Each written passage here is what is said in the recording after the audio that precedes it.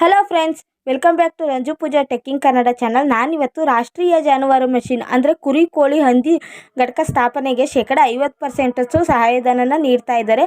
ಅರ್ಹರು ಇದಕ್ಕೆ ಅಪ್ಲೈ ಮಾಡಬೇಕಾಗುತ್ತೆ. ನೀವು ಕೋಳಿ, ಕುರಿ ಮತ್ತು ಮೇಕೆ, ಹಂದಿ ರಸಮೇವು ಘಟಕ ಮಾಡುವ ಆಸಕ್ತಿ ಏನಾದರೂ ಹೊಂದಿದ್ದೀರಾ ಅಂತ ಅಂದರೆ ರಾಷ್ಟ್ರೀಯ ಜಾನುವಾರು ಮಿಷನ್ ಯೋಜನೆ ಅಡಿಯಲ್ಲಿ ಉದ್ಯಮಶೀಲರಿಗೆ ಅಭಿವೃದ್ಧಿ ಕಾರ್ಯಕ್ರಮ ಅಂದರೆ ಈ ಯೋಜನೆ ಅಡಿಯಲ್ಲಿ ಶೇಕಡ 50% ಸಬ್ಸಿಡಿನ ಪಡಿಬಹುದು. ಹೇಗೆ ಸಬ್ಸಿಡಿನ ಪಡೆಯೋದು ಮತ್ತು ಈ ಯೋಜನೆಯಡಿ ಸಹಾಯಧನ ಪಡೆಯೋರಿಗೆ ಎಲ್ಲಿ ಅರ್ಜಿ ಸಲ್ಲಿಸಬೇಕು, ಅರ್ಜಿ ಸಲ್ಲಿಸುವ ವಿಧಾನ ಏನು, ಏನೆಲ್ಲ ದಾಖಲೆಗಳು ಬೇಕು ಅಂತೇಳಿ ನಾವಿವತ್ತಿನ ವಿಡಿಯೋದಲ್ಲಿ ನೋಡೋಣ. ನೋಡೋದಕ್ಕೂ ಮುಂಚೆ ಯಾರ್ಯಾರು ನಮ್ಮ ಚಾನಲ್ನ ಫಸ್ಟ್ ಟೈಮ್ ನೋಡ್ತಾ ಇದ್ದೀರಾ ಅವರೆಲ್ಲ ನಮ್ಮ ಚಾನಲ್ನ ಸಬ್ಸ್ಕ್ರೈಬ್ ಮಾಡ್ಕೊಂಡು ನೋಡಿ ಮತ್ತು ಸೈಡಲ್ಲಿರೋ ಬೆಲ್ ಐಕನ್ನ ಕ್ಲಿಕ್ ಮಾಡಿ. ಬೆಲ್ ಐಕನ್ನ ಕ್ಲಿಕ್ ಮಾಡೋದ್ರಿಂದ ನಾವು ಹಾಕೋ ಎಲ್ಲ ವಿಡಿಯೋ ನೋಟಿಫಿಕೇಷನ್ನು ನಿಮ್ಮ ಫೋನ್ಗೆ ಬರುತ್ತೆ. ಮತ್ತು ಯಾರೂ ಕೂಡ ಸ್ಕಿಪ್ ಮಾಡಿಬಿಡಿ, ಕೊನೆವರೆಗೂ ವಿಡಿಯೋನ ನೋಡಿ. ಈ ರಾಷ್ಟ್ರೀಯ ಜಾನುವಾರು ಮಿಷನ್ ಯೋಜನೆ ಅಡಿಯಲ್ಲಿ ಗ್ರಾಮೀಣ ಕೋಳಿ ಉದ್ಯಮಶೀಲತೆ, ಕುರಿ, ಮೇಕೆ ಹಾಗೂ ಹಂದಿ ಸಾಕಾಣಿಕೆ ಮತ್ತು ರಸಮೇವು ಉತ್ಪಾದನಾ ಘಟಕ ಪ್ರಾರಂಭ ಮಾಡಲು ಆರ್ಥಿಕ ನೆರವನ್ನು ಈ ಯೋಜನೆ ಮೂಲಕ ನೀಡ್ತಾ ಇದ್ದಾರೆ. ರೈತರು ಹೆಚ್ಚಿನ ಸಂಖ್ಯೆಯಲ್ಲಿ ಈ ಯೋಜನೆ ಅಡಿಯಲ್ಲಿ ಆರ್ಥಿಕ ಸೌಲಭ್ಯನ ಪಡ್ಕೊಬೋದು ಅಂತೇಳಿ ಪಶುಸಂಗೋಪನಾ ಇಲಾಖೆ ಪ್ರಕಟಣೆ ಮಾಡಿದೆ. ಈ ರಾಷ್ಟ್ರೀಯ ಜಾನುವಾರು ಮಿಷನ್ ಯೋಜನೆ ಅಡಿಯಲ್ಲಿ ಸಹಾಯಧನ ವಿವರಗಳನ್ನ ಈಗ ನೋಡೋಣ. ಮೊದಲನೇದಾಗಿ ಗ್ರಾಮೀಣ ಕೋಳಿ. ಹಂಗಾದ್ರೆ ನೀವೇನಾದರೂ ಕೋಳಿ ಸಾಕಾಣಿಕೆ ಮಾಡ್ತಾ ಇದ್ದೀರಾ ಅಂತಂದರೆ ಈ ಯೋಜನೆ ಅಡಿಯಲ್ಲಿ ಗರಿಷ್ಠ ವೆಚ್ಚ ಎಷ್ಟಿರುತ್ತೆ ಅಂತಂದರೆ 50 ಲಕ್ಷ ಇರುತ್ತೆ. ಸಹಾಯಧನ ಅಂತೇಳಿ ನಮಗೆ ಶೇಕಡ 50% ಕೊಡ್ತಾರೆ. ಒಂದು ಘಟಕಕ್ಕೆ ಗರಿಷ್ಠ 25 ಲಕ್ಷ ಸಿಗುತ್ತೆ. ಇವಾಗ ಎರಡನೇದು ನೋಡೋಣ.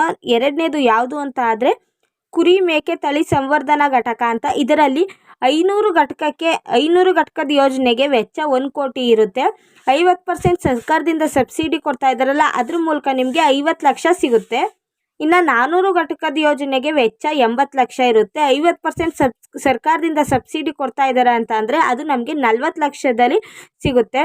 ಮತ್ತು 300 ಘಟಕದ ಯೋಜನೆಗೆ ವೆಚ್ಚ 60 ಲಕ್ಷ ಆದರೆ 50% ಸಬ್ಸಿಡಿ ಗೌರ್ಮೆಂಟ್ ಕಡೆಯಿಂದ ಕೊಡ್ತಾರಲ್ಲ, ಅದು 3 ಲಕ್ಷ ಸಿಗುತ್ತೆ.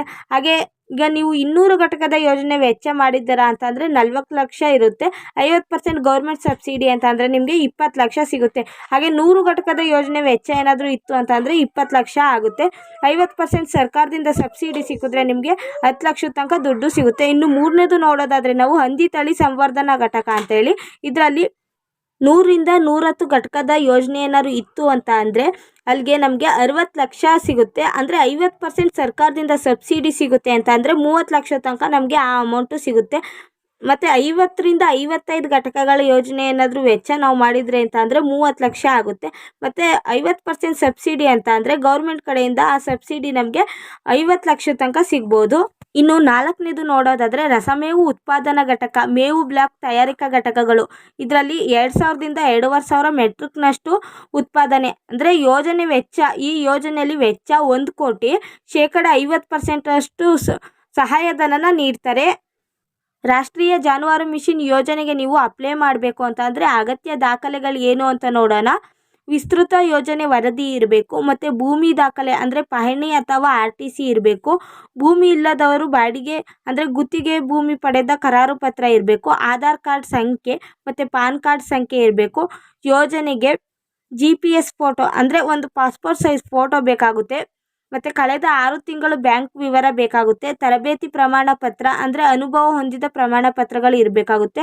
ಈ ಯೋಜನೆಗೆ ಎಲ್ಲಿ ಅರ್ಜಿ ಸಲ್ಲಿಸಬೇಕು ಅಂತ ನೋಡೋದಾದರೆ ನೀವು ಆನ್ಲೈನ್ ಮುಖಾಂತರ ಈ ಅರ್ಜಿನ ಸಲ್ಲಿಸಬೇಕಾಗುತ್ತೆ.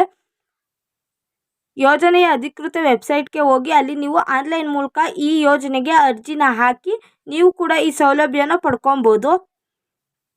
ನನ್ನ ಇನ್ಫಾರ್ಮೇಷನ್ ನಿಮ್ಗೇನಾದರೂ ಇಷ್ಟ ಆಗಿದ್ರೆ ನನ್ನ ವಿಡಿಯೋನ ಲೈಕ್ ಮಾಡಿ, ನಮ್ಮ ಚಾನಲ್ನ ಸಬ್ಸ್ಕ್ರೈಬ್ ಮಾಡ್ಕೊಳ್ಳಿ ಮತ್ತು ಸೈಡಲ್ಲಿರೋ ಬೆಲ್ ಐಕನ್ನ ಕ್ಲಿಕ್ ಮಾಡಿ. Thank you.